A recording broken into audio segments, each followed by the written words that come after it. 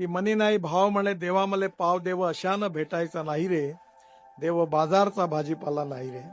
शब्द छोटे आहेत पण त्यात भावार्थ फार मोठा आहे. लाकडाचा देव त्याला अग्नीचा भेव, मातीचा देव त्याला पाणीचा भेव, सोन्या चांदीचा देव त्याला चोराचा भेव, देव अशानं भेटायचा नाही रे, देव बाजारचा भाजीपाला नाही रे.